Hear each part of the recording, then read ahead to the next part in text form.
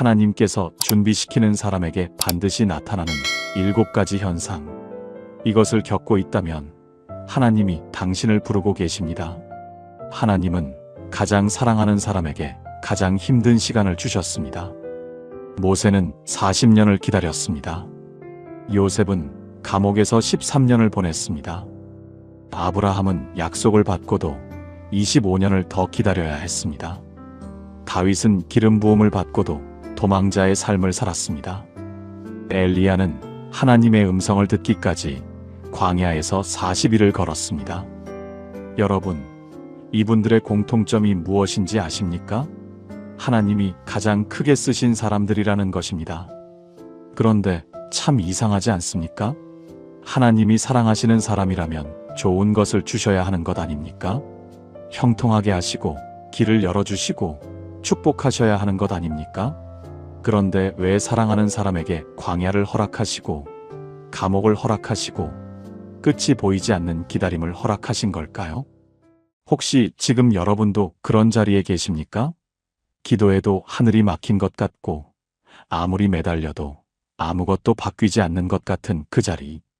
하나님이 나를 잊으신 것은 아닌지, 아니면 내가 뭘 잘못한 것은 아닌지 밤마다 그 생각이 마음을 짓누르고 있지는 않으십니까? 제가 아는 한 집사님이 어느 날 상담을 요청하셨습니다. 이분이 자리에 앉자마자 한참을 아무 말도 못하셨습니다. 고개를 숙이고 입술을 깨물고 겨우 한마디를 꺼내셨습니다.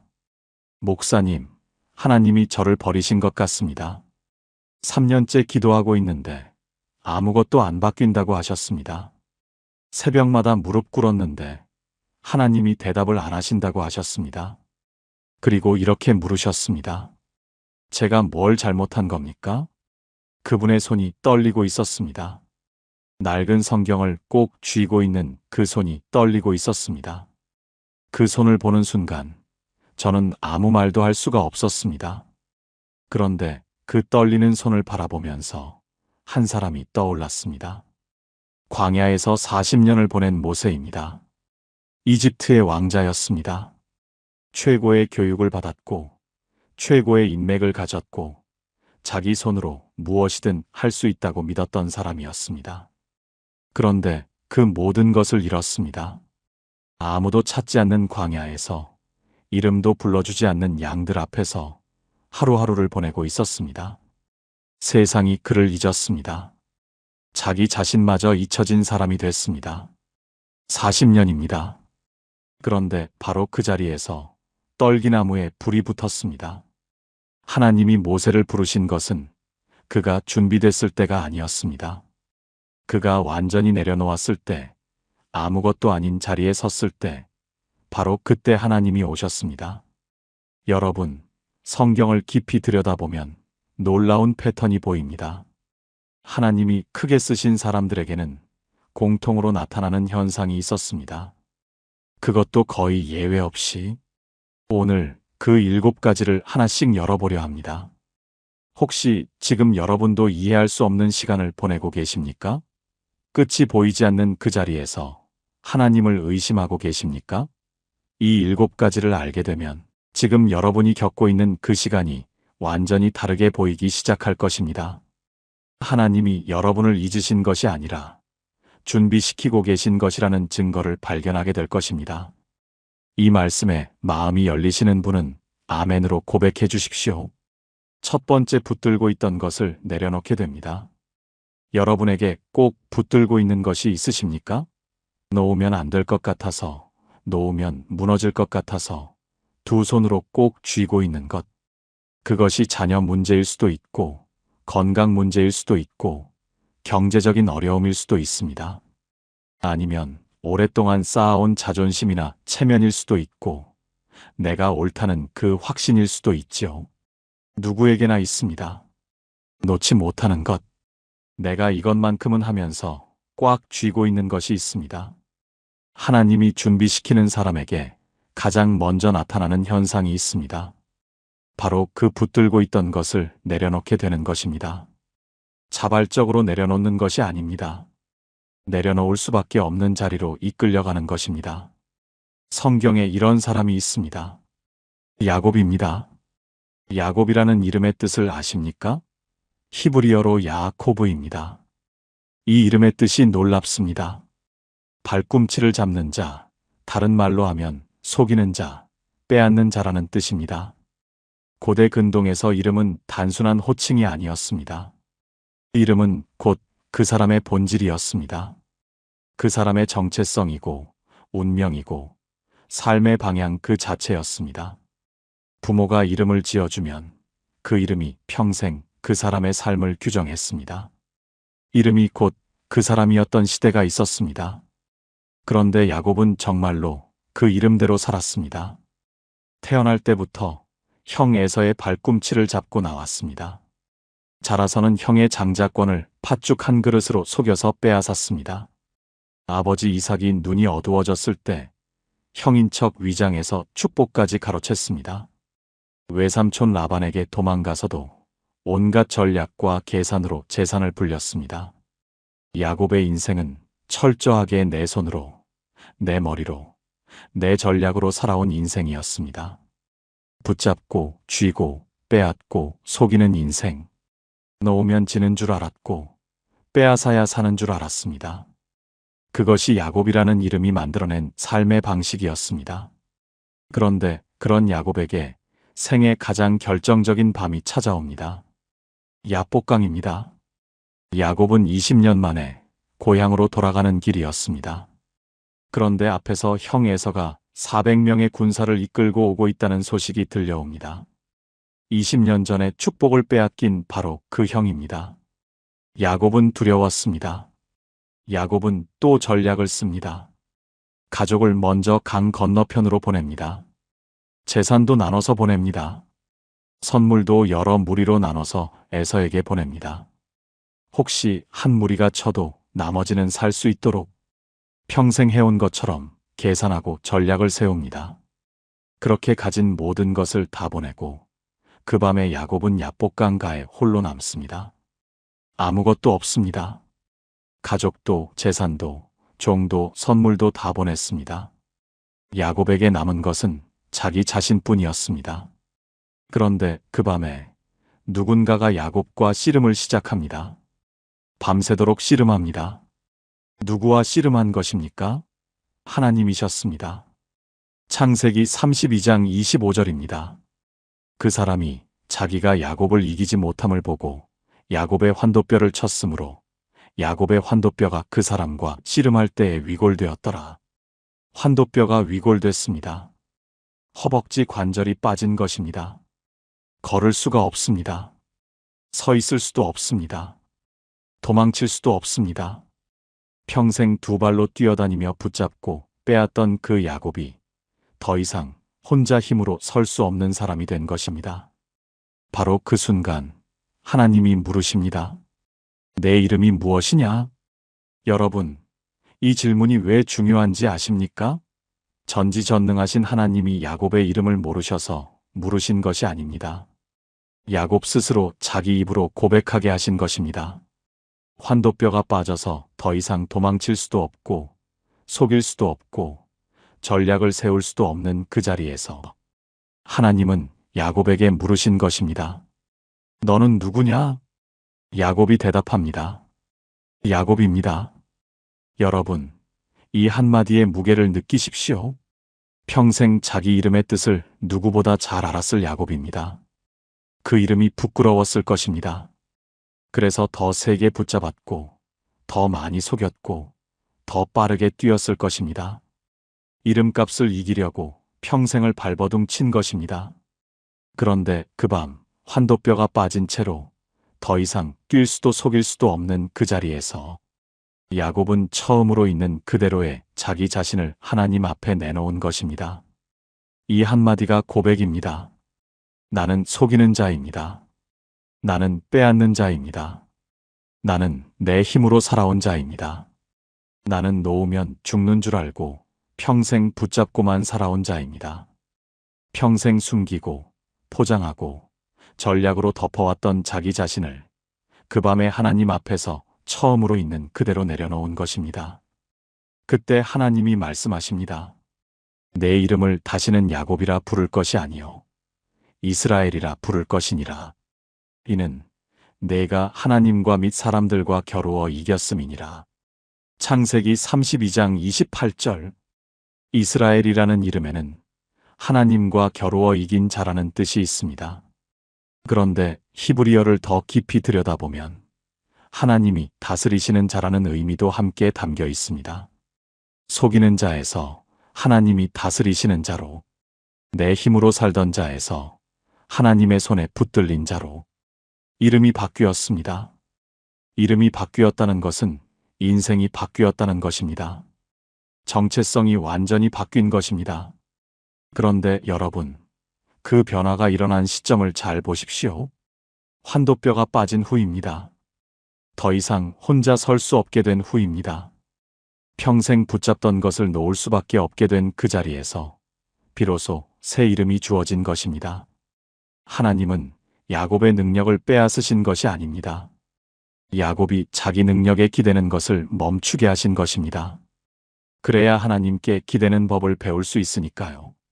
흥미로운 것이 있습니다. 야곱은 그 밤 이후로 평생 절뚝거리며 걸었습니다.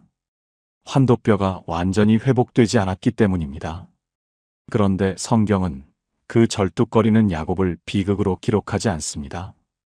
오히려 그때부터 야곱은 진짜 야곱, 아니, 진짜 이스라엘로 살기 시작합니다.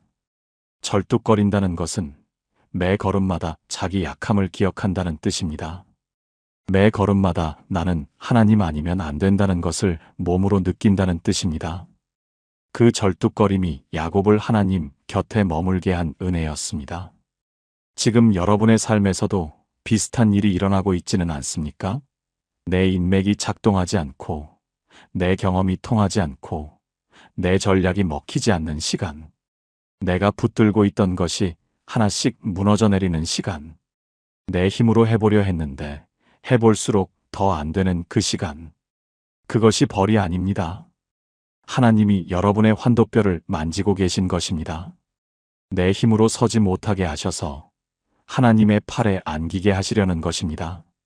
내려놓는 것은 포기가 아닙니다. 내려놓는 것은 지는 것이 아닙니다. 내려놓는 것은 하나님께 자리를 내어드리는 것입니다.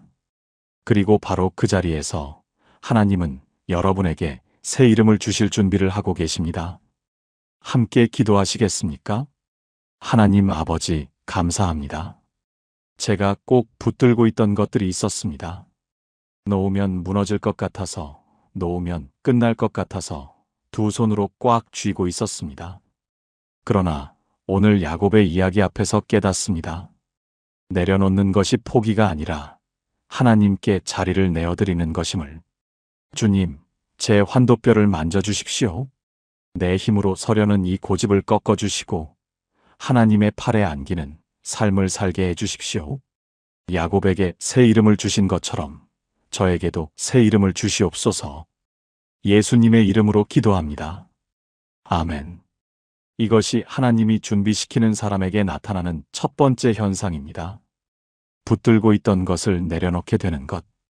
그리고 그 자리에서 새 이름이 시작되는 것입니다. 그렇다면 두 번째는 무엇일까요? 두 번째, 보이지 않던 것이 보이기 시작합니다. 여러분, 눈앞에 문제만 가득하고 하나님이 도무지 보이지 않는 때가 있지 않습니까? 기도는 하는데 하늘이 닫힌 것 같고, 말씀을 읽어도 마음에 닿지 않는 때, 교회에 나가도 은혜가 느껴지지 않고, 찬양을 불러도 마음이 따라가지 않는 때, 아무리 둘러봐도 하나님이 일하시는 흔적이 보이지 않는 때가 있습니다. 하나님, 정말 거기 계십니까?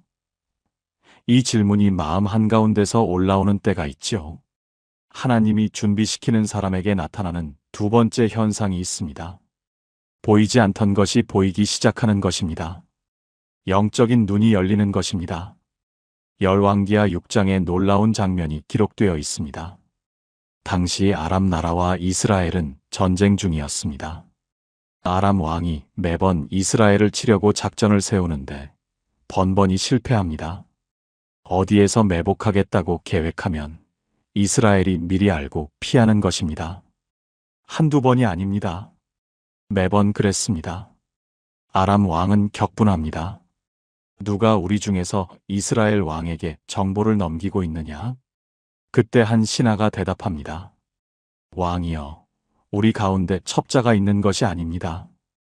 이스라엘에 엘리사라는 선지자가 있는데 왕이 침실에서 하시는 말씀까지도 이스라엘 왕에게 알려줍니다.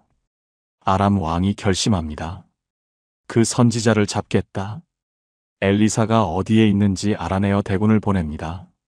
말과 병거와 대군을 이끌고 밤에 가서 엘리사가 있는 도단 성을 에워쌉니다.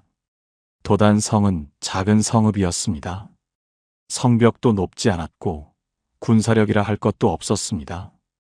그런데 지금 그 작은 성을 아람의 정예 부대가 빈틈없이 포위하고 있는 것입니다. 탈출구가 없습니다. 다음 날 이른 아침입니다. 엘리사의 사환 게하시가 먼저 일어나 밖을 내다봅니다. 여러분, 그 순간 게하시의 눈에 무엇이 보였겠습니까? 사방이 군대입니다. 말입니다. 병거입니다. 수없이 많은 창과 칼이 아침 햇살에 번쩍이고 있습니다. 어디를 봐도 적군뿐입니다. 도망칠 곳이 없습니다. 게하시가 소리칩니다. 아, 내 주여, 우리가 어찌하리이까? 열왕기하 6장 15절. 이것이 인간의 눈으로 본 현실이었습니다. 적은 압도적이고 우리는 무력하고 탈출구는 없습니다. 게하시에게 보이는 것은 오직 죽음뿐이었습니다. 여러분도 이런 적 있지 않으십니까? 사방이 막혀 있고 도저히 길이 보이지 않고 이제 어쩌지? 하는 그 순간, 병원에서 검사 결과를 기다리며 손에 땀을 쥘 때, 자녀에게서 연락이 끊겼을 때, 사업이 무너져 내리고 통장 잔고가 바닥났을 때, 밤마다 천장을 바라보며 하나님, 정말 거기 계십니까? 라고 묻게 될 때, 게하시와 똑같은 마음이 되는 때가 있습니다. 아, 어찌하리이까? 그런데 엘리사의 반응은 전혀 달랐습니다. 똑같은 상황, 똑같은 포위, 똑같은 위기 앞에서 엘리사는 이렇게 말합니다. 두려워하지 말라. 우리와 함께한 자가 그들과 함께한 자보다 많으니라. 열왕기하 6장 16절. 게하시는 이 말을 듣고 어리둥절했을 것입니다. 밖에는 적군이 가득한데 우리 편이 더 많다니? 여기는 선지자와 사환, 단 두 사람뿐인데 도대체 무슨 말을 하시는 겁니까? 엘리사가 기도합니다. 여호와여, 원하건대 저의 눈을 열어서 보게 하옵소서. 열왕기하 6장 17절. 이 기도를 잘 보십시오. 엘리사는 적군을 물리쳐 주십시오라고 기도하지 않았습니다. 상황을 바꿔주십시오라고 기도하지 않았습니다. 눈을 열어서 보게 해주십시오라고 기도했습니다. 그 순간 게하시의 눈이 열렸습니다. 여러분, 게하시의 눈에 무엇이 보였겠습니까? 산이 보였습니다. 그런데 그 산 전체가 불말과 불병거로 가득 차 있었습니다. 적군을 에워싼 것보다 더 많은 하나님의 군대가 엘리사와 게하시를 둘러싸고 있었던 것입니다. 사방에서 타오르는 불빛이 아침 햇살보다 더 밝게 산을 덮고 있었습니다. 여기서 우리가 절대 놓쳐서는 안 되는 진리가 있습니다.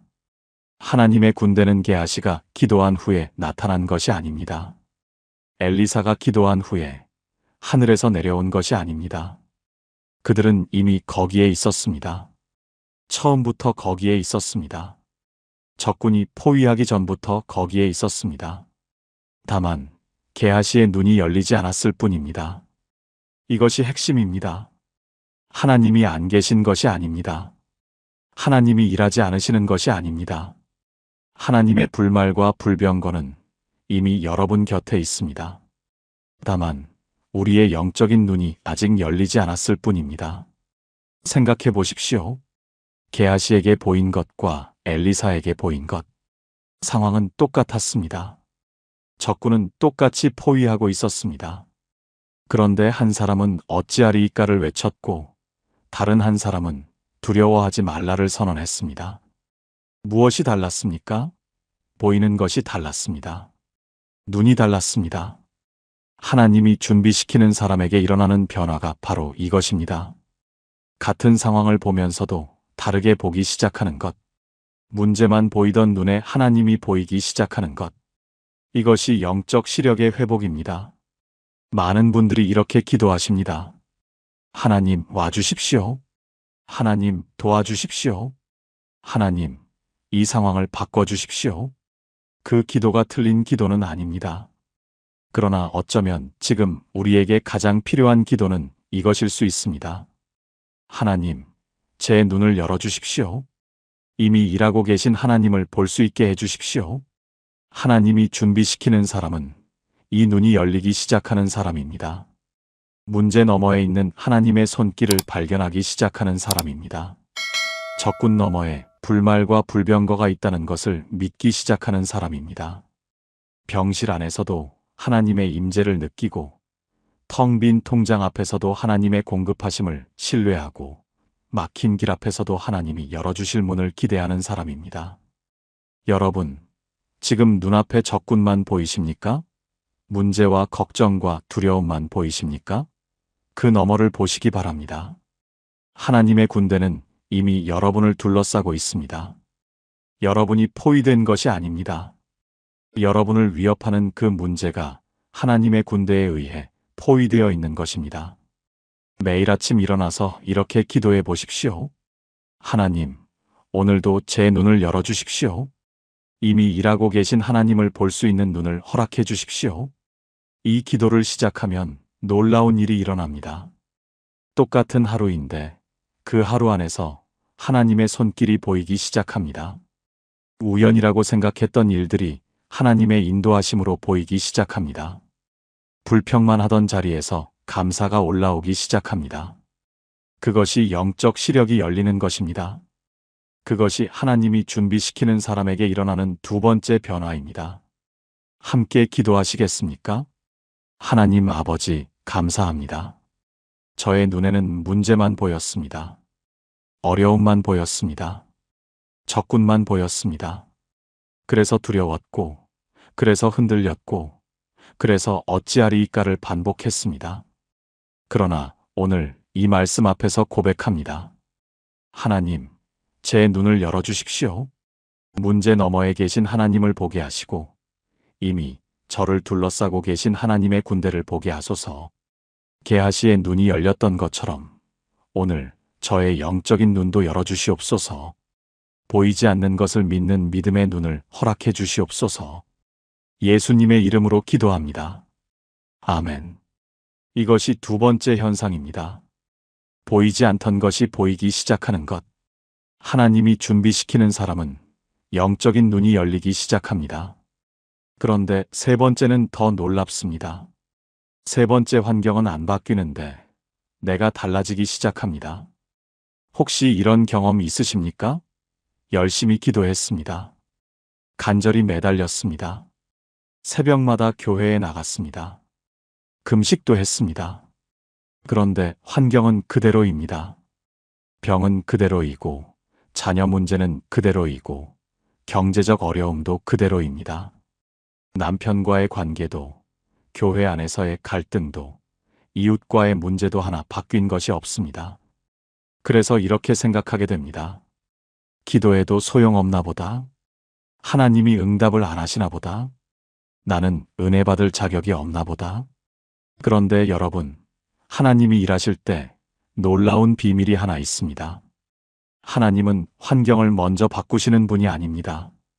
환경은 그대로 두신 채 먼저 그 안에 있는 사람을 바꾸십니다. 정체성을 회복시키십니다. 이것이 하나님이 준비시키는 사람에게 나타나는 세 번째 현상입니다.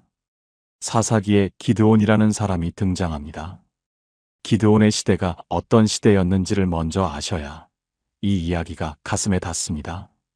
미디안이라는 나라가 이스라엘을 7년 동안 짓밟고 있었습니다. 7년입니다. 매년 추수 때가 되면 미디안 군대가 메뚜기 떼처럼 몰려왔습니다. 성경은 그 수가 셀 수 없을 만큼 많았다고 기록합니다. 그들은 곡식을 빼앗고 가축을 끌어가고 땅을 황폐하게 만들었습니다. 이스라엘 백성이 1년 동안 땀 흘려 일군 모든 것을 한순간에 쓸어갔습니다. 이스라엘 백성은 산속 굴에 숨어 살아야 했습니다. 자기 땅에서, 자기 밭에서 당당하게 농사를 지을 수가 없었습니다. 숨어서 먹고, 숨어서 일하고, 숨어서 살아야 했습니다. 7년 동안 매년 반복되는 약탈. 희망이 없었습니다. 내일이 없었습니다. 기드온도 마찬가지였습니다. 사사기 6장 11절을 보면 기드온은 포도주 틀에서 밀을 타작하고 있었습니다. 여러분, 밀을 타작하려면 원래 어디서 해야 합니까? 타작마당이라고 하는 넓고 높은 곳에서 해야 합니다. 바람이 잘 부는 곳이어야 껍질이 날아가고 알곡만 남거든요. 그런데 기드온은 포도주 틀에서 타작하고 있었습니다. 포도주 틀이 어떤 곳입니까? 포도를 밟기 위해 땅을 파서 만든 좁고 깊은 웅덩이입니다. 바람도 안 통하고 어둡고 바깥에서 잘 보이지 않는 곳입니다.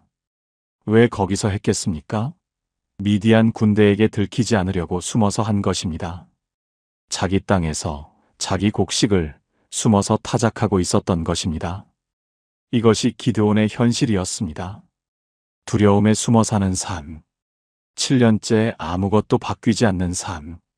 내일도 모레도 똑같을 것이라는 절망. 기드온 안에는 하나님을 향한 원망이 가득했습니다. 하나님이 우리와 함께 하시면 왜 이런 일이 일어나느냐? 아버지들이 말씀해 주시던 그 기적의 하나님은 어디 계시냐? 이것이 기드온의 마음이었습니다. 그때 하나님의 사자가 나타납니다. 그리고 기드온에게 이렇게 말합니다. 큰 용사여, 여호와께서 너와 함께 계시도다. 사사기 6장 12절. 여러분, 이 말씀을 잘 보십시오. 포도주 틀에 숨어서 타작하고 있는 사람에게 큰 용사여라고 부르신 것입니다. 7년째 두려움에 떨고 있는 사람에게 용사라고 부르신 것입니다. 숨어 있는 사람에게 여호와께서 너와 함께 계시도다라고 선언하신 것입니다. 기드온은 기가 막혔을 것입니다. 그래서 바로 반박합니다. 오 나의 주여, 여호와께서 우리와 함께 계시면 어찌하여 이 모든 일이 우리에게 일어났나이까?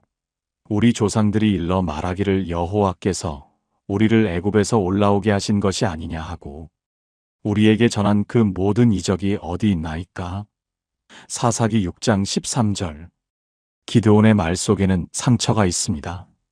함께 하신다면서 왜 이렇게 내버려 두시느냐는 원망이 있습니다. 아버지들이 전해준 기적의 하나님은 어디 가셨느냐는 실망이 있습니다. 그리고 이어서 이렇게 말합니다. 오 주여, 내가 무엇으로 이스라엘을 구원하리이까? 보소서, 나의 집은 므낫세 중에 극히 약하고 나는 내 아버지 집에서 가장 작은 자니이다. 사사기 6장 15절. 가장 약한 지파에, 가장 작은 집안에, 가장 작은 자. 이것이 기드온이 스스로에게 붙인 이름이었습니다. 스스로를 정의하는 방식이었습니다. 나는 가장 약한 자입니다. 나는 가장 작은 자입니다.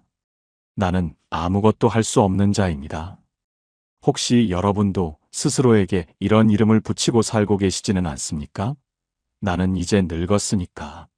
나는 배운 것도 없으니까. 나는 할 수 있는 게 아무것도 없으니까.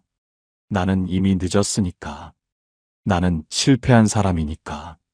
여러분이 스스로에게 붙인 그 이름, 그 정의가 여러분의 삶을 가두고 있는 것은 아닙니까? 그런데 하나님은 기드온이 스스로를 뭐라고 부르든 상관하지 않으셨습니다. 하나님이 보시는 기드온은 기드온이 보는 자기 자신과 달랐습니다. 하나님은 두려움에 떠는 이 사람을 보시면서 큰 용사여라고 부르셨습니다. 여기서 놀라운 것은 이것입니다. 하나님이 기드온을 용사라고 부르셨을 때 미디안 군대가 사라졌습니까? 아닙니다. 미디안 군대는 그대로 있었습니다. 메뚜기 떼 같은 그 수많은 적군은 한 명도 줄지 않았습니다. 환경은 하나도 바뀌지 않았습니다. 그런데 바뀐 것이 있었습니다. 기드온의 정체성이 바뀌기 시작한 것입니다. 나는 가장 약한 자에서 하나님이 함께 하시는 큰 용사로 환경이 바뀐 것이 아니라 그 환경을 바라보는 사람이 바뀐 것입니다. 이것이 하나님이 일하시는 방식입니다. 환경을 먼저 바꾸시는 것이 아니라 사람을 먼저 바꾸십니다. 정체성을 회복시키시고 그 회복된 정체성으로 환경을 넘어서게 하시는 것입니다. 나중에 기드온은 32,000명의 군사에서 겨우 300명만 남겨놓고 미디안 대군을 물리칩니다. 왜 300명만 남기셨겠습니까? 하나님이 이렇게 말씀하셨기 때문입니다.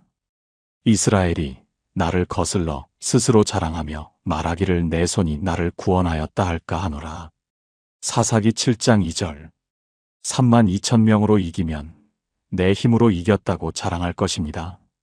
300명으로 이기면 하나님이 하신 것이 분명해집니다. 하나님은 기드온을 통해 세상에 보여주신 것입니다. 중요한 것은 군사의 수가 아니라 그 군사와 함께 하시는 하나님이라는 것을. 제가 아는 한 권사님도 같은 고백을 하셨습니다. 이분이 오랫동안 자녀 문제로 기도하셨습니다. 하나님, 아이를 바꿔주세요. 매일 이 기도만 하셨습니다. 새벽마다 교회에 나가 이 기도를 드렸고 금식도 하셨고 눈물도 많이 흘리셨습니다. 그런데 아이는 안 바뀌었습니다. 1년이 지나도 2년이 지나도. 그런데 어느 날 새벽 기도 중에 기도가 바뀌었다고 하셨습니다. 하나님, 아이를 바꿔주세요가 아니라 하나님, 저를 먼저 바꿔주세요로 바뀌었다고. 그 순간 눈물이 쏟아졌다고 하셨습니다. 그리고 이렇게 말씀하셨습니다. 목사님, 아이는 아직 안 바뀌었습니다. 상황도 그대로입니다. 그런데 이상하게도 제가 먼저 바뀌니까 아이가 달라 보이기 시작했습니다. 미운 아이가 불쌍한 아이로 보이기 시작했습니다. 원망이 기도로 바뀌기 시작했습니다. 왜 저런 아이를 주셨습니까? 해서 이 아이를 제게 맡겨주셔서 감사합니다로 바뀌었습니다. 여러분, 이것이 정체성의 회복입니다. 환경은 그대로인데 그 환경 안에 서 있는 내가 달라지는 것. 원망하던 자리에서 감사하는 자리로, 두려워하던 자리에서 신뢰하는 자리로. 하나님이 준비시키는 사람에게 반드시 일어나는 변화입니다. 지금 여러분의 환경이 안 바뀌고 있다고 해서 하나님이 일하지 않으시는 것이 아닙니다. 하나님은 지금 환경보다 먼저 여러분의 마음을 만지고 계십니다. 정체성을 회복시키고 계십니다. 기드온에게 큰 용사여라고 부르셨던 것처럼 지금 여러분에게도 하나님은 새로운 이름으로 부르고 계십니다. 두려워하는 자여가 아니라 나의 용사여. 실패한 자여가 아니라 내가 세운 자여. 버림받은 자여가 아니라 내가 사랑하는 자여. 함께 기도하시겠습니까? 하나님 아버지, 감사합니다. 제가 스스로에게 붙인 이름이 있었습니다. 약한 자, 부족한 자, 쓸모없는 자, 늙은 자. 그 이름이 저를 가두고 있었습니다. 그러나 오늘 하나님은 기드온에게 하셨던 것처럼 저에게도 말씀하고 계십니다. 큰 용사여, 내가 너와 함께하노라. 환경은 그대로이지만 오늘 제 정체성을 회복시켜 주시옵소서. 세상이 붙인 이름이 아니라 하나님이 부르시는 이름으로 살게 해 주시옵소서. 300명으로 미디안 대군을 이기게 하신 하나님, 저의 부족함으로도 넉넉히 이기게 하소서. 예수님의 이름으로 기도합니다. 아멘. 이것이 세 번째 현상입니다. 환경은 안 바뀌는데 내가 달라지기 시작하는 것. 하나님이 준비시키는 사람은 환경보다 먼저 정체성이 회복됩니다. 그런데 네 번째는 더욱 놀랍습니다. 네 번째, 하나님의 관점으로 생각이 바뀌기 시작합니다. 여러분, 이해할 수 없는 일을 겪어보신 적 있으십니까? 왜 하필 나에게 이런 일이 일어나는지 도무지 이유를 알 수 없는 때, 열심히 살았는데 왜 이런 결과가 온 것인지 아무리 생각해도 답이 나오지 않는 때, 억울하고 원망스럽고 하나님, 이게 공평합니까? 묻고 싶은 때가 있지 않습니까? 하나님이 준비시키는 사람에게 나타나는 네 번째 현상이 있습니다. 내 관점이 아니라 하나님의 관점으로 생각이 바뀌기 시작하는 것입니다. 이것을 가장 극적으로 보여주는 사람이 있습니다. 요셉입니다. 요셉의 이야기를 들으면 이렇게 말할 수밖에 없습니다. 이 사람은 도대체 무슨 죄를 지었길래 이런 일을 당하는가? 17살의 친형들에게 팔려갔습니다. 피를 나눈 형들입니다. 같은 아버지의 아들들입니다. 그 형들이 동생을 구덩이에 던지고 지나가는 상인에게 은 20에 팔아넘긴 것입니다. 17살 소년이 이방 땅으로 끌려가는데 뒤돌아봐도 구하러 오는 사람이 없었습니다. 이집트에 끌려가서 보디발의 집에서 종으로 일했습니다. 종이 된 자리에서도 성실하게 일해서 인정을 받았습니다. 그런데 보디발의 아내가 거짓 고소를 합니다. 요셉은 의로운 일을 했는데 오히려 감옥에 갇힙니다. 하지 않은 일로 억울한 누명을 쓰고 감옥에 간 것입니다. 감옥에서도 포기하지 않았습니다. 술 맡은 관원장의 꿈을 해석해 주었고 궁에 돌아가시면 나를 기억해달라고 부탁했습니다. 그런데 술 맡은 관원장은 궁에 돌아가자마자 요셉을 잊어버렸습니다. 2년을 더 기다렸습니다. 캄캄한 감옥에서, 아무도 찾지 않는 그 자리에서, 형들에게 팔린 날부터 이집트 총리가 되기까지 13년이 걸렸습니다. 17살 소년이 30살이 됐습니다. 인생에서 가장 꽃다운 시절을 노예와 죄수로 보낸 것입니다. 여러분, 이것을 어떻게 이해해야 합니까? 요셉이 뭘 잘못한 겁니까? 하나님을 사랑하고 성실하게 살고 의롭게 행동했는데 왜 이런 일을 겪어야 했습니까? 인간의 눈으로 보면 답이 없습니다. 부조리하고 불공평하고 이해할 수 없습니다. 그런데 13년이 지난 후 놀라운 일이 일어납니다. 요셉은 이집트의 총리가 됩니다. 바로 밑에서 한 나라의 곡식을 관리하는 사람이 된 것입니다. 그리고 대흉년이 들었을 때 곡식을 구하러 온 형들을 다시 만납니다. 여러분, 상상해 보십시오. 이집트의 총리입니다. 한 나라의 경제를 쥐고 있는 사람입니다. 자기를 구덩이에 던지고 은 20에 팔아넘긴 바로 그 형들이 눈앞에 무릎 꿇고 있습니다. 복수할 수 있는 완벽한 위치에 선 것입니다. 죽일 수도 있었습니다. 감옥에 가둘 수도 있었습니다. 노예로 만들 수도 있었습니다. 한마디면 됐습니다. 그런데 요셉이 한 말이 있습니다. 성경 전체에서 가장 놀라운 관점의 전환이라 할 수 있는 고백입니다. 당신들은 나를 해하려 하였으나 하나님은 그것을 선으로 바꾸사 오늘과 같이 많은 백성의 생명을 구원하게 하시려 하셨나니. 창세기 50장 20절. 이 한 절에 두 가지 관점이 공존합니다. 형들의 관점에서는 해하려 한 것이었습니다. 악의와 시기와 미움의 행동이었습니다. 인간의 눈으로 보면 범죄였고 배신이었고 악행이었습니다. 그런데 하나님의 관점에서는 전혀 달랐습니다. 선으로 바꾸신 것이었습니다. 많은 백성의 생명을 구원하기 위한 하나님의 계획이었습니다. 같은 사건입니다. 같은 고통입니다. 같은 13년입니다. 그런데 누구의 눈으로 보느냐에 따라 완전히 다른 의미가 됩니다. 인간의 눈으로 보면 구덩이에 팔린 것은 비극이었습니다. 하나님의 눈으로 보면 이집트로 보내신 것이었습니다. 인간의 눈으로 보면 감옥에 갇힌 것은 불행이었습니다. 하나님의 눈으로 보면 바로 앞에 세울 준비를 시키신 것이었습니다. 인간의 눈으로 보면 13년은 낭비된 세월이었습니다. 하나님의 눈으로 보면 한 나라를 다스릴 총리를 만드시는데 필요한 훈련의 시간이었습니다. 인간의 눈으로 보면 종과 죄수의 삶이었습니다. 하나님의 눈으로 보면 가장 낮은 자리에서 섬기는 법을 배우게 하신 것이었습니다. 여러분, 이것이 관점의 전환입니다. 이사야 55장 8절에서 9절을 보면 하나님은 이렇게 말씀하십니다. 내 생각은 너희 생각과 다르며 내 길은 너희 길과 다르니라. 이는 하늘이 땅보다 높음같이 내 길은 너희 길보다 높으며 내 생각은 너희 생각보다 높음이니라. 하늘이 땅보다 높은 것만큼 하나님의 생각과 우리의 생각 사이에는 그만큼의 차이가 있다는 것입니다. 우리가 끝이다라고 생각하는 곳에서 하나님은 시작이다라고 말씀하십니다. 우리가 불가능하다고 단정하는 곳에서 하나님은 여기서부터다라고 선언하십니다. 우리가 실패했다고 주저앉는 곳에서 하나님은 준비됐다고 일으키십니다. 하나님이 준비시키는 사람은 이 관점의 전환을 경험하기 시작합니다.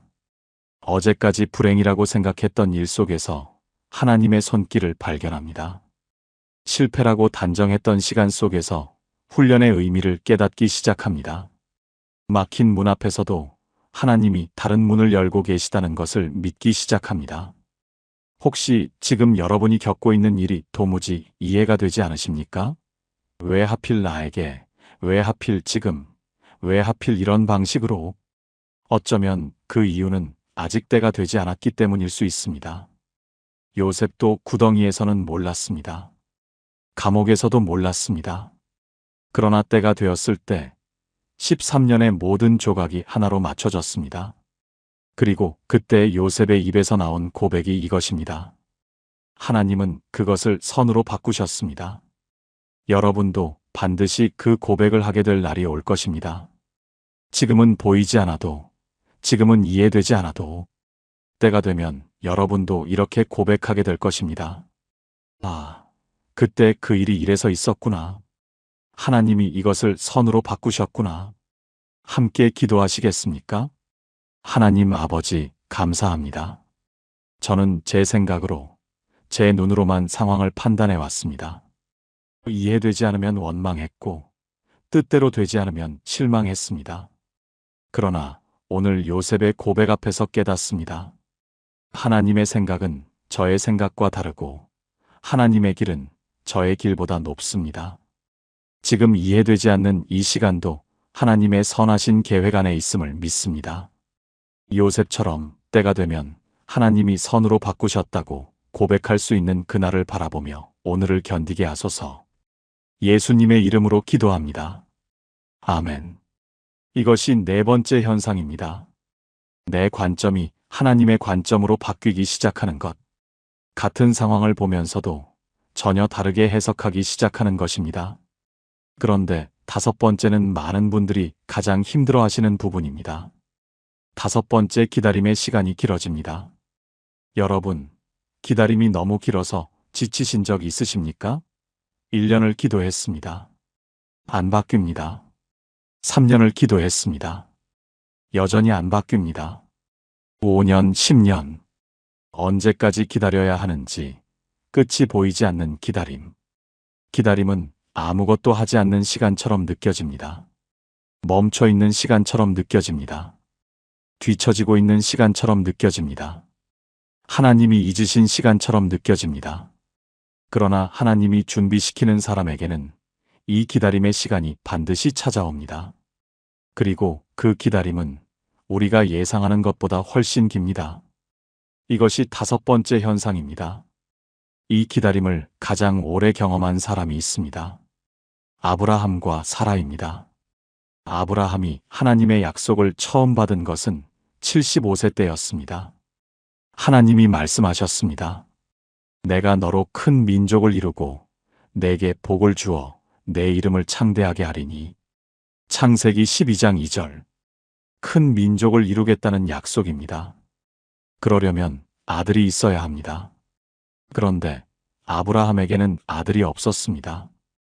아내 사라는 불임이었습니다. 고대 근동 사회에서 불임이 무엇을 의미했는지 아십니까?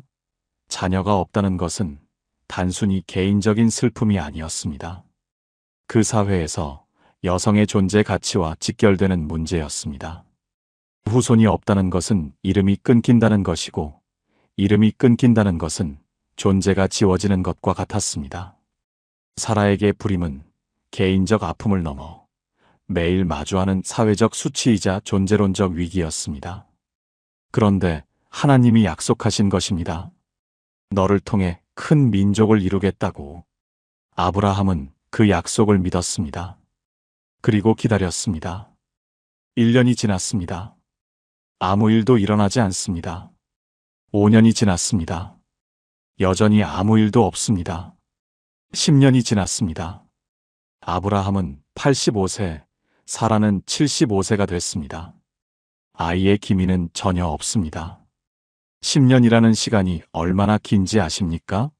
매일 아침 일어날 때마다 오늘은 혹시?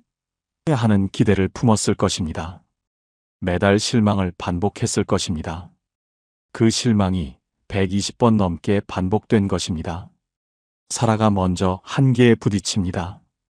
여종 하가를 통해 아이를 얻자고 아브라함에게 제안합니다. 하나님의 약속을 인간의 방법으로 이루려 한 것입니다. 더 이상 기다릴 수 없었던 것입니다. 이스마엘이 태어났습니다. 그러나 이것은 하나님의 약속의 아들이 아니었습니다. 인간의 조급함이 만들어낸 결과였습니다. 기다림은 계속됩니다. 아브라함이 99세가 됐습니다. 약속을 받은 지 24년이 지난 것입니다. 하나님이 다시 나타나셔서 말씀하십니다. 내 아내 사라가 내게 아들을 낳으리라. 이 말씀을 들은 아브라함이 어떻게 했는지 아십니까? 성경은 이렇게 기록합니다. 아브라함이 엎드려 웃으며 마음속으로 이르되 100세 된 사람이 어찌 자식을 낳을꼬? 사라는 90세니 어찌 출산하리요? 창세기 17장 17절. 아브라함이 웃은 것입니다. 이것은 기쁨의 웃음이 아니었습니다. 이제 와서 이게 가능하겠느냐는 체념에 가까운 웃음이었습니다. 25년을 기다린 사람의 지친 웃음이었습니다. 나중에 사라도 웃습니다. 하나님의 사자가 내년 이맘때 사라에게 아들이 있으리라고 말씀하셨을 때 사라가 장막 뒤에서 속으로 웃었습니다. 내가 노쇠하였거늘 어찌 낙이 있으리요? 창세기 18장 12절. 90세 여인의 웃음이었습니다. 이 나이에 무슨 아이냐는 불신의 웃음이었습니다. 희망을 포기한 사람의 쓴웃음이었습니다. 그런데 하나님은 그 웃음에 대해 이렇게 말씀하셨습니다. 여호와께 능하지 못한 일이 있겠느냐? 기한이 이를 때에 내가 내게로 돌아오리니 사라에게 아들이 있으리라. 창세기 18장 14절. 기한이 이를 때에. 이 말씀이 핵심입니다. 하나님에게는 때가 있습니다. 우리의 시간표가 아니라 하나님의 시간표가 있습니다. 그리고 그때는 반드시 옵니다. 우리가 포기해도 옵니다. 우리가 웃어도 옵니다. 우리가 불신해도 하나님의 약속은 하나님의 때에 반드시 이루어집니다. 그리고 마침내 아브라함이 100세, 사라가 90세 되던 해, 약속을 받은 지 정확히 25년이 되던 해, 아들이 태어납니다. 그 아들의 이름이 무엇입니까? 이삭입니다. 히브리어로 이츠하크. 뜻이 무엇인지 아십니까? 웃음입니다. 아브라함도 웃었고 사라도 웃었습니다. 그런데 처음에는 불신의 웃음이었습니다. 체념의 웃음이었습니다. 그런데 이제는 기쁨의 웃음으로 바뀐 것입니다. 하나님이 불신의 웃음을 기쁨의 웃음으로 바꾸신 것입니다. 사라가 이렇게 고백합니다. 하나님이 나를 웃게 하시니 듣는 자가 다 나와 함께 웃으리로다. 창세기 21장 6절. 25년의 기다림이 웃음으로 바뀐 순간입니다. 히브리서 6장 15절은 아브라함에 대해 이렇게 기록합니다. 이와 같이 오래 참아 약속을 받았느니라. 오래 참아 약속을 받았습니다. 빨리가 아닙니다. 쉽게가 아닙니다. 오래 참아서 받았습니다. 여러분, 지금 기다림의 시간이 너무 길게 느껴지십니까? 1년이 됐습니까? 5년이 됐습니까? 10년이 넘었습니까? 아브라함은 25년을 기다렸습니다. 그리고 그 25년은 단 한순간도 낭비된 시간이 아니었습니다. 하나님이 아브라함의 믿음을 빚으시는 시간이었습니다. 인간의 방법으로는 안 된다는 것을 깨닫게 하시는 시간이었습니다. 오직 하나님만이 하실 수 있다는 고백에 이르게 하시는 시간이었습니다. 여러분의 기다림도 마찬가지입니다. 낭비가 아닙니다. 멈춤이 아닙니다. 하나님이 여러분의 믿음을 빚고 계신 시간입니다. 제가 아는 한 권사님이 계셨습니다. 이분이 남편의 구원을 위해 기도하셨습니다. 결혼하고 30년 동안 남편은 교회를 한 번도 안 갔습니다. 주일마다 혼자 교회에 가고 혼자 기도하고 혼자 눈물을 흘리셨습니다. 20년이 지났을 때 이분이 저에게 물으셨습니다. 목사님, 기도에 유통기한이 있습니까? 너무 오래 기도하면 하나님도 지치시는 겁니까? 저는 아무 말도 할 수가 없었습니다. 20년의 기도가 담긴 질문이었기 때문입니다. 그런데 30년째 되던 해, 어느 추석이었습니다. 남편이 갑자기 입원을 하셨습니다. 병원 침대에서 남편이 이렇게 말했다고 합니다. 당신, 나 교회 한번 데려가줘. 권사님이 그 말을 듣고 한참을 아무 말도 못하셨다고 합니다. 30년을 기다렸습니다.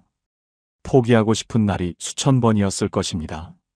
그런데 하나님의 때는 하나님이 정하시는 것이었습니다. 그 권사님이 나중에 저에게 이렇게 말씀하셨습니다. 목사님, 30년이 길다고 생각했는데요. 지금 돌아보니까 하나님이 저를 준비시키신 시간이었습니다. 남편을 기다리는 동안 제가 먼저 바뀌었거든요. 여러분, 기다림은 하나님이 잊으신 시간이 아닙니다. 기다림은 하나님이 가장 깊이 일하시는 시간입니다. 아브라함의 25년처럼 여러분의 기다림에도 반드시 때가 옵니다. 그리고 그때 여러분도 사라처럼 웃게 될 것입니다. 불신의 웃음이 아닌 기쁨의 웃음으로. 지금 기다림의 시간을 보내고 계신 분은 주님, 기다리겠습니다 라고 댓글로 고백해 주십시오. 함께 기도하시겠습니까? 하나님 아버지, 감사합니다. 기다림이 너무 길어서 지쳤습니다. 포기하고 싶은 날도 있었습니다. 사라처럼 웃어버리고 싶은 때도 있었습니다. 그러나 오늘 이 말씀 앞에서 다시 붙잡습니다. 여호와께 능하지 못한 일이 없으시다는 것을, 기한이 이를 때에 반드시 이루어진다는 것을, 아브라함에게 25년 후 이삭을 주신 하나님, 저의 기다림에도 이삭을 주시옵소서. 불신의 웃음을 기쁨의 웃음으로 바꿔주시옵소서. 예수님의 이름으로 기도합니다. 아멘. 이것이 5번째 현상입니다. 기다림의 시간이 길어지는 것. 그러나 그 기다림 끝에 반드시 하나님의 웃음이 있습니다. 6번째는 그 기다림 후에 찾아오는 결정적 순간입니다. 6번째 순종의 한 걸음을 내딛게 됩니다. 여러분, 하나님의 뜻은 알겠는데 그 방법이 도무지 이해가 안 될 때가 있지 않습니까? 하나님, 왜 이 방법이어야 합니까? 다른 길은 없습니까? 제가 보기에 이 방법은 말이 안 됩니다. 하나님이 준비시키는 사람에게 6번째 현상이 나타납니다. 이해가 안 되는데도 순종의 한 걸음을 내딛게 되는 것입니다. 이것을 가장 극적으로 보여주는 사람이 있습니다. 아람 군대의 사령관, 나아만입니다. 나아만이 어떤 사람이었는지를 먼저 아셔야 합니다. 열왕기하 5장 1절은 나아만을 이렇게 소개합니다. 아람 왕의 군대 장관 나아만은 그의 주인 앞에서 크고 존경받는 자니 이는 여호와께서 전에 그를 통하여 아람을 구원하게 하셨음이라. 그는 큰 용사이나 나병한 자더라. 한 나라의 군 사령관입니다. 왕 앞에서 크고 존경받는 자입니다. 전쟁을 승리로 이끈 큰 용사입니다.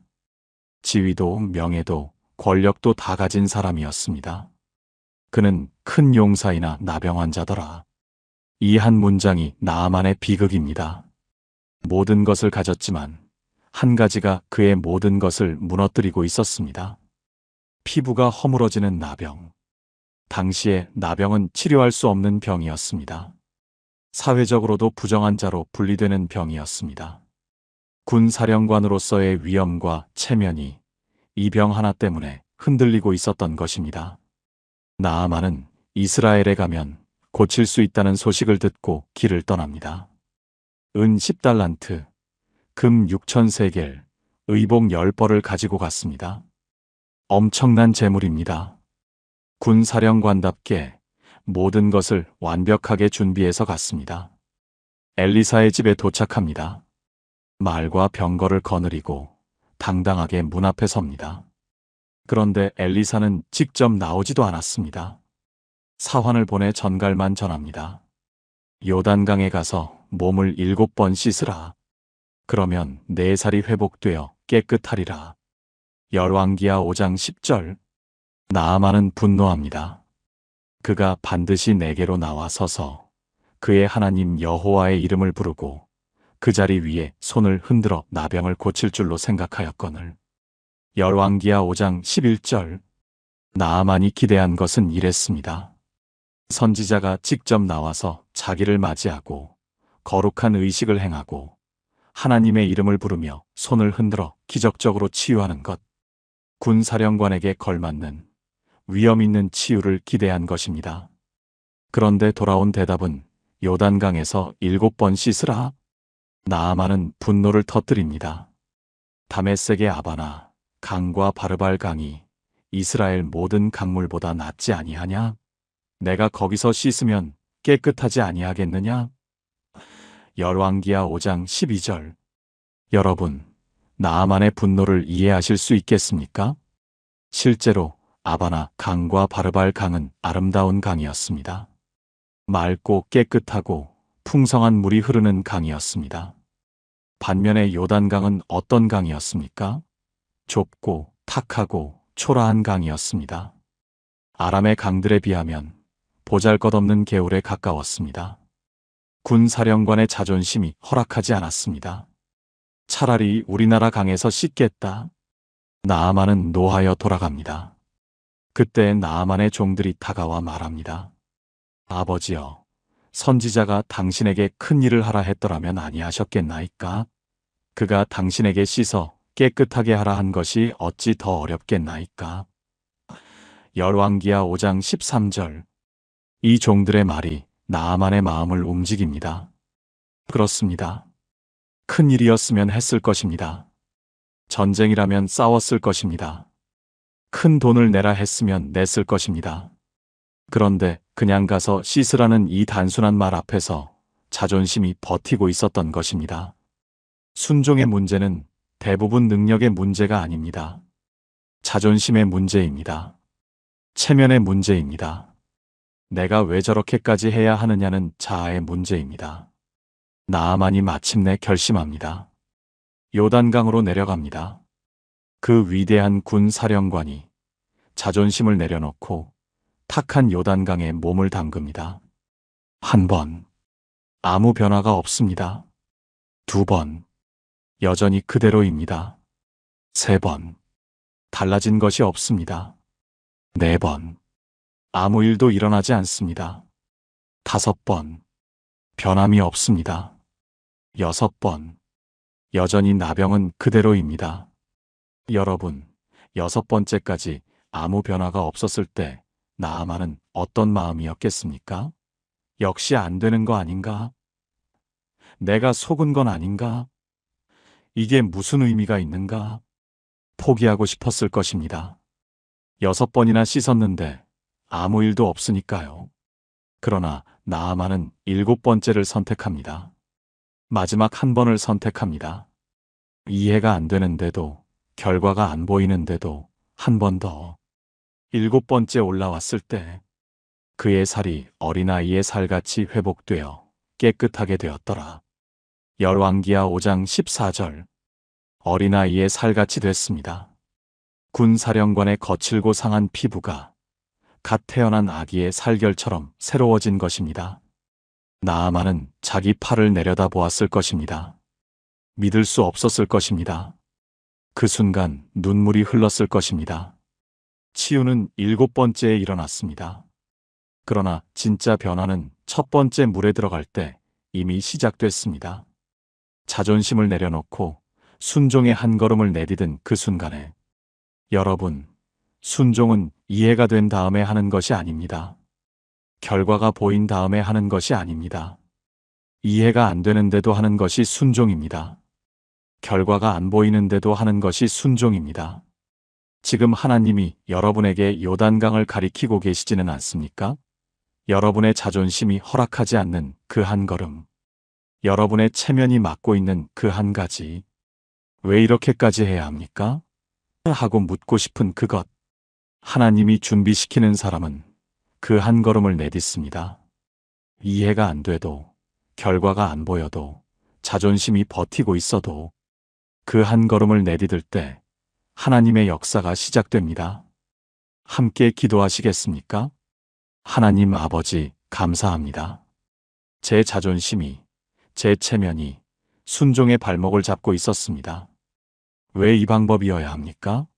를 반복하며 제자리에 머물러 있었습니다. 그러나 오늘 나아만의 이야기 앞에서 깨닫습니다. 순종은 이해한 후에 하는 것이 아니라 이해되지 않아도 하는 것임을.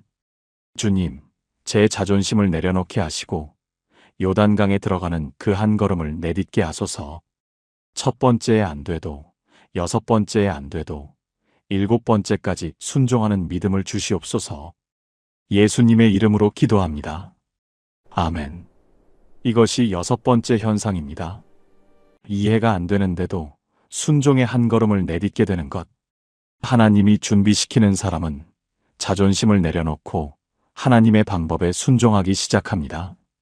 이제 마지막 일곱 번째입니다. 가장 중요한 이야기입니다. 일곱 번째, 끊임없이 변화하고 성장합니다. 하나님의 걸작으로. 여러분, 실패가 너무 커서 다시 시작할 수 없다고 느끼신 적 있으십니까? 돌이킬 수 없는 실수를 해서 다시는 하나님 앞에 설 자격이 없다고 느끼신 적은요? 나는 이미 너무 많이 실패했습니다. 나 같은 사람은 하나님도 포기하셨을 겁니다. 혹시 지금 이런 마음이신 분이 있으십니까? 하나님이 준비시키는 사람에게 나타나는 일곱 번째 현상이 있습니다. 가장 깊이 무너진 자리에서 끊임없이 변화하고 성장하여 하나님의 걸작으로 빚어지는 것입니다. 이것을 가장 처절하게 그리고 가장 아름답게 보여주는 사람이 있습니다. 베드로입니다. 베드로의 이야기를 따라가 보면 이런 생각이 듭니다. 이 사람이야말로 하나님의 은혜 아니면 설명이 안 되는 사람이다. 갈릴리 바다의 어부였습니다. 배운 것도 없고 특별한 것도 없는 평범한 어부. 그런데 예수님이 이 사람을 부르셨습니다. 나를 따라오라. 내가 너를 사람을 낚는 어부로 만들겠다. 베드로는 모든 것을 버리고 예수님을 따랐습니다. 3년 동안 예수님 곁에서 먹고 자고 함께 했습니다. 기적을 가장 가까이에서 봤습니다. 변화산에도 올라갔습니다. 12제자 중에서도 가장 앞에 섰습니다. 그리고 이 베드로가 이런 말을 합니다. 다 주를 버릴지라도 나는 결코 버리지 않겠나이다. 마태복음 26장 33절. 여러분, 이 고백의 무게를 느끼십시오. 다른 사람은 몰라도 나는 끝까지 함께하겠습니다. 베드로는 진심이었습니다. 정말로 자기 목숨을 걸 각오가 있었습니다. 그런데 바로 그 밤에 예수님이 잡히시고 베드로는 도망칩니다. 대제사장의 집 뜰에까지 따라갔지만 그곳에서 베드로에게 생애 최악의 순간이 찾아옵니다. 여러분, 여기서 하나의 디테일을 놓치지 마십시오. 요한복음 18장 18절입니다. 때가 추우므로 종과 아랫 것들이 숯불을 피우고 서서 쬐니 베드로도 그들과 함께 서서 쬐더라. 숯불입니다. 베드로는 숯불 곁에 서 있었습니다. 그 숯불 곁에서 사람들이 묻습니다. 너도 그 사람의 제자 아니냐? 첫 번째, 아니라. 나는 아니다. 두 번째, 너도 그의 제자가 아니냐? 아니라. 나는 아니다. 세 번째, 내가 확실히 그의 제자이다. 나는 그 사람을 알지 못한다. 3번 부인했습니다. 끝까지 함께하겠다 맹세한 바로 그 밤에 3번이나 나는 그 사람을 모른다고 말한 것입니다. 그 순간 닭이 울었습니다. 예수님이 미리 말씀하셨던 바로 그것이 이루어진 것입니다. 누가복음 22장 61절은 이렇게 기록합니다. 주께서 돌이키사 베드로를 보시니 예수님이 돌아보셨습니다. 결박당하신 채로 끌려가시면서 베드로를 바라보신 것입니다. 그 눈과 눈이 마주친 순간 베드로가 밖에 나가서 심히 통곡하니라.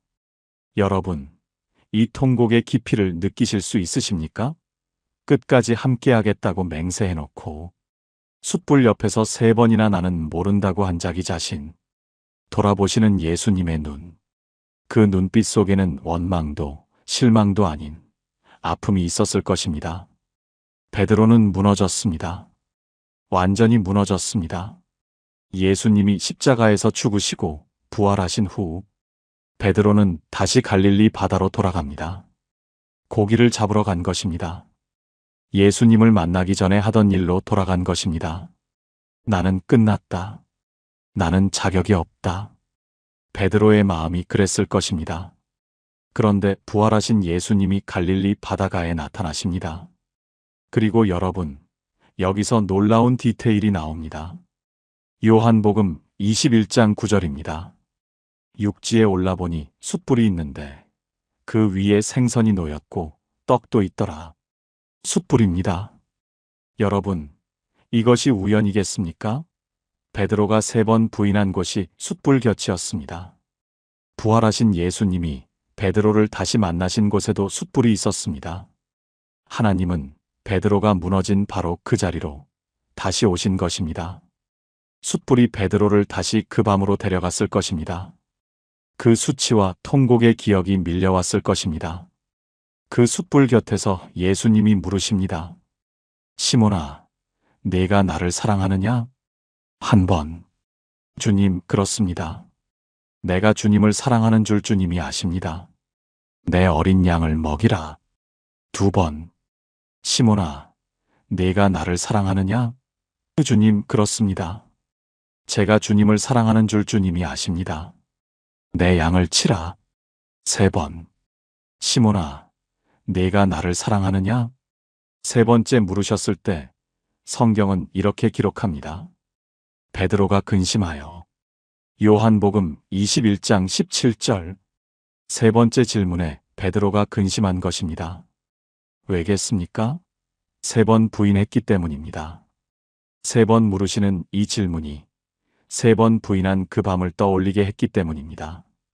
주님, 주님은 모든 것을 아시오니 제가 주님을 사랑하는 줄을 주님이 아십니다. 내 양을 먹이라. 여러분, 보이십니까? 3번 부인을 3번 사랑의 고백으로 회복시키신 것입니다. 숯불 곁에서 무너진 사람을 숯불 곁에서 다시 세우신 것입니다. 예수님은 베드로의 실패를 책망하지 않으셨습니다. 자격을 따지지 않으셨습니다. 너는 나를 부인했으니 끝이다라고 말씀하지 않으셨습니다. 대신 이렇게 말씀하셨습니다. 내 양을 먹이라. 너에게 아직 할 일이 있다. 너의 실패가 너의 끝이 아니다. 그리고 이 베드로가 오순절에 일어나 설교합니다. 숯불 곁에서 3번 부인한 그 입으로 성령이 임하신 후 예루살렘 한복판에서 담대하게 예수님을 전합니다. 그날 3,000명이 회심합니다. 3번 부인한 자가 3,000명을 일으킨 설교자가 됐습니다. 도망친 자가 교회의 반석이 됐습니다. 에베소서 2장 10절에 이런 말씀이 있습니다. 우리는 그가 만드신 바라. 그리스도 예수 안에서 선한 일을 위하여 지으심을 받은 자니. 여기서 만드신 바라는 원어가 있습니다. 헬라어로 포이에마입니다. 이 단어의 뜻을 아십니까? 작품, 걸작이라는 뜻입니다. 여러분, 우리는 하나님의 걸작입니다. 아직 완성되지 않은 걸작입니다. 그러나 빚어지고 있는 걸작입니다. 걸작이 만들어지려면 시간이 걸립니다. 미켈란젤로가 다윗상을 만드는데 3년이 걸렸습니다.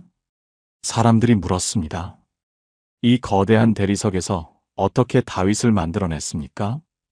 미켈란젤로가 대답했습니다. 다윗은 이미 돌 안에 있었습니다.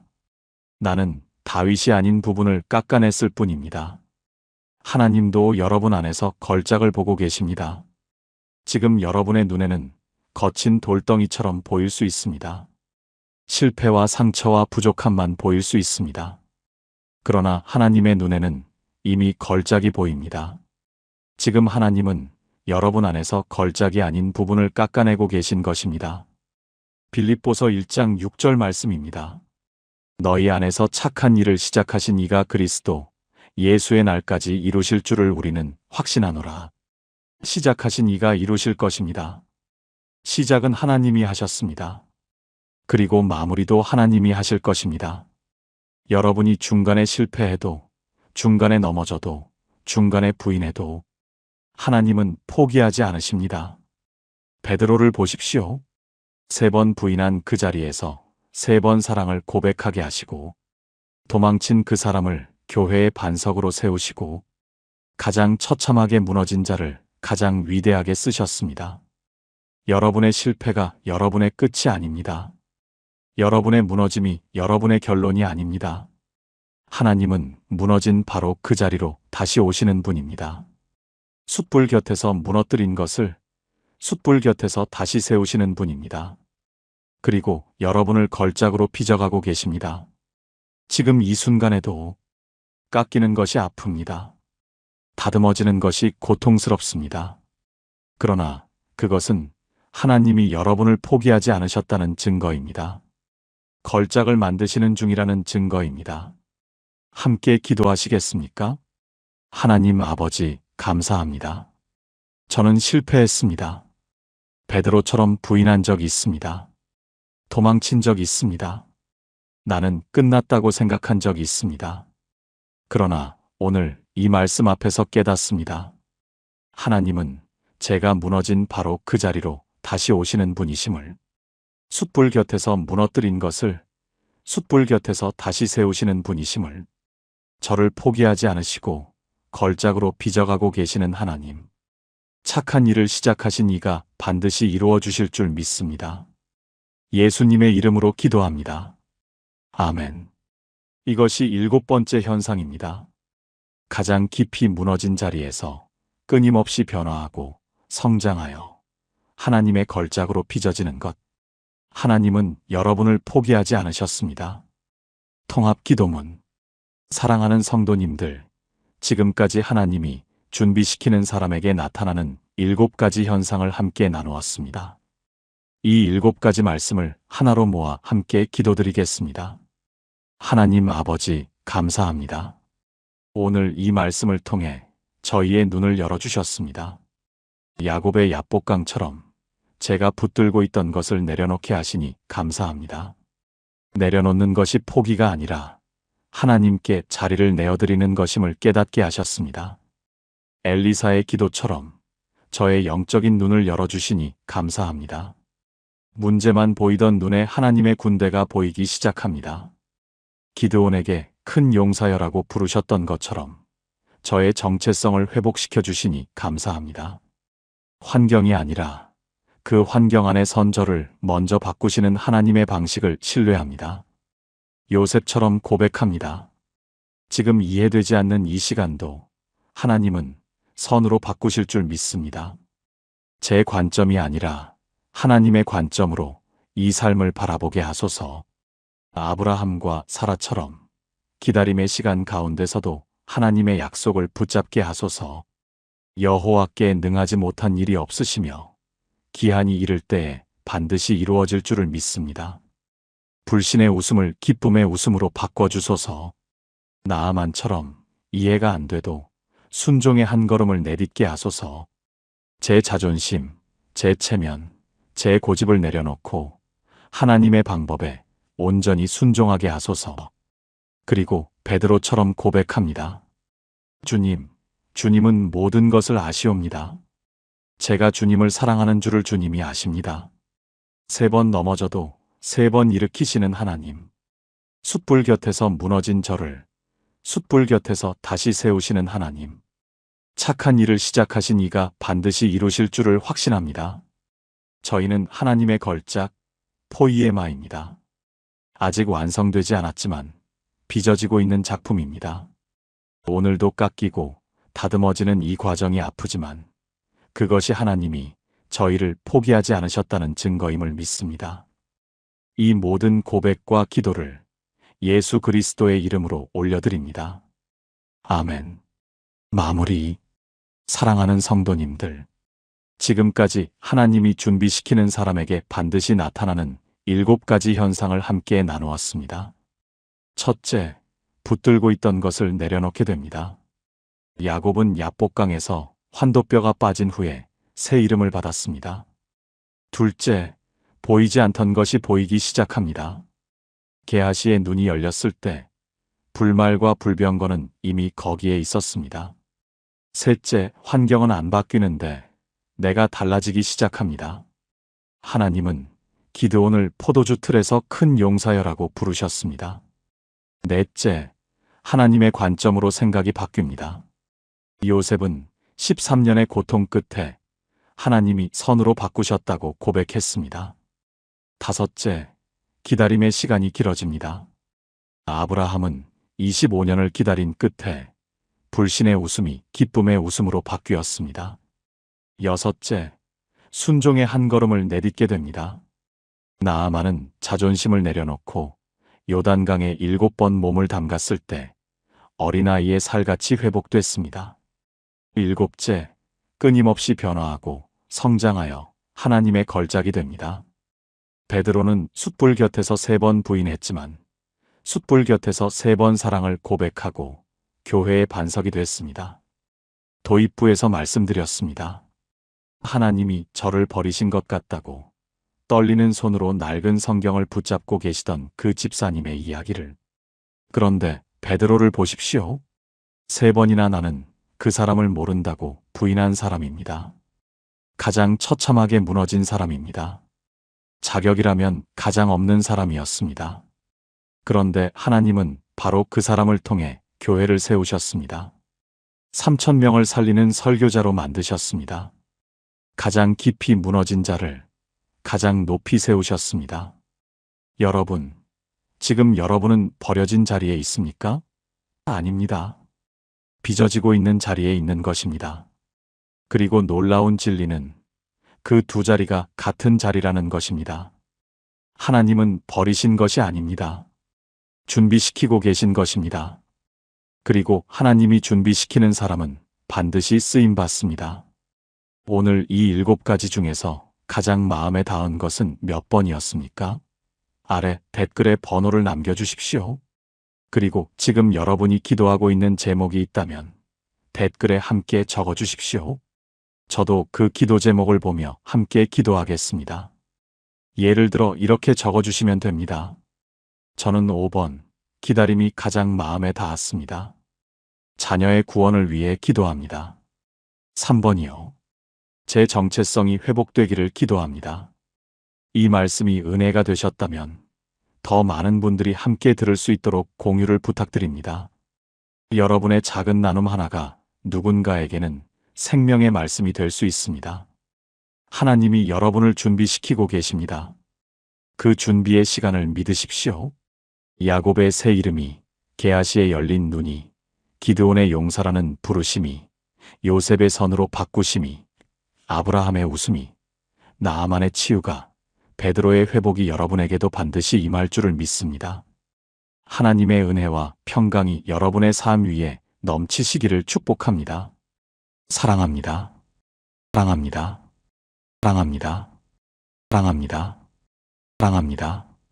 사랑합니다.